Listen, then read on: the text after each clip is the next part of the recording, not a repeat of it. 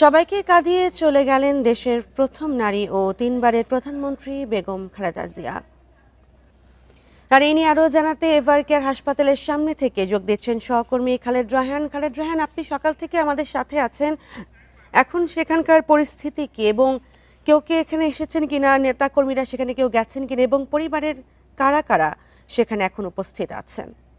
দেখুন, আমরা গণমাধ্যম কর্মীরা সকাল থেকে বাইরে অবস্থান করছি। এইমাত্র ভেতর থেকে জানানো হলো যে গণমাধ্যমের সঙ্গে তারা কথা বলবেন, তারা একটা সংবাদ সম্মেলন করবেন। ঠিক সেখানে আসলে এখন ভিতরে যাব এবং যেতে যেতে আপনাদেরকে তথ্য দিতে থাকবো। যেমনটি আসলে বলছিলেন যে বেগম খালেদা জিয়া, যিনি বাংলাদেশের প্রথম নারী প্রধানমন্ত্রী, তিনবারের প্রধানমন্ত্রী, এবং তিনি আপসহীন নেত্রী হিসেবে উপাধি পেয়েছিলেন, এবং তার যে দীর্ঘ রাজনৈতিক যদি কেরিয়ারের কথা বলা হয়, সেটি কিন্তু আসলে বাংলাদেশের সকলেই জানেন যে তিনি কি পরিমাণের নির্যাতন ভোগ করেছিলেন, তাকে দেশের বাইরে চিকিৎসা নিতে যাওয়া হয়নি, এ সকল নানা অভিযোগ কিন্তু বিএনপির পক্ষ থেকে গত কয়েক বছর ধরেই করা হচ্ছিল। এবং তারপরই গত বছর 5 আগস্টের পর তিনি কিন্তু তাকে বিদেশে যাওয়ার যে অনুমতি সেটি তিনি পান।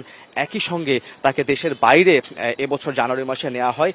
সেখানে তিনি প্রায় মাসখানেক চিকিৎসাধীন থাকার পরে তিনি বাংলাদেশে সুস্থ হয়ে ফেরত আসেন। তারপরে একাধিকবার এভার কেয়ারে আসলেও এই চলতি বছরের 23 নভেম্বর অনেকটা সংকটাপন্ন অবস্থায় তাকে কিন্তু এই যে বলা যায় এভার কেয়ার হাসপাতাল, সেখানে তাকে নিয়ে আসা হয়। আমরা আসলে ভিতরে প্রবেশ করছি, হাঁটতে হাঁটতেই ভিতরের দিকে যাচ্ছি, এবং সেখানে একটি সংবাদ সম্মেলন হওয়ার কথা রয়েছে, যেখানে পুরোপুরি বিস্তারিত জানানো হবে। যদিও গতকালকে রাত 11টার সময় ডাক্তার জাহিদ হোসেন জানিয়েছিলেন যে কি কি অবস্থা তার রয়েছে, অত্যন্ত সংকটাপন্ন অবস্থা, এবং একই সঙ্গে বলা হয়েছিল যে সর্বোচ্চ খারাপ অবস্থায় তিনি কিন্তু রয়েছেন।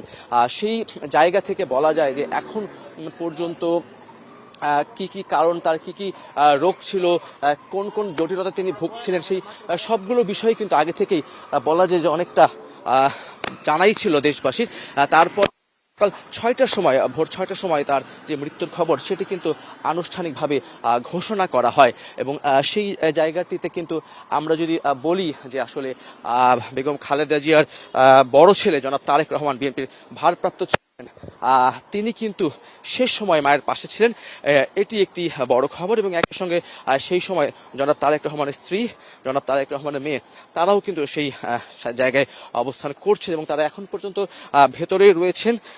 কিছুক্ষণ আগে আমরা দেখেছি জনাব তারেক রহমানের যে গাড়ি বহর, সেই গাড়ি বহরের সেগুলো কিন্তু ভেতরে প্রবেশ করেছে, এবং আমরা মাধ্যম কর্মীরা এখন ভেতরে প্রবেশ করছি সার্বিক অবস্থা সম্পর্কে জানার জন্য। সার্বিক অবস্থার কথা যদি বলতে চাই, আসলে মূল যে বিষয়টি সেটি হচ্ছে যে তার কোথায় জানাজা হবে, একাধিক জানাজা হবে কিনা, হলেও সেগুলো কোন কোন জায়গায়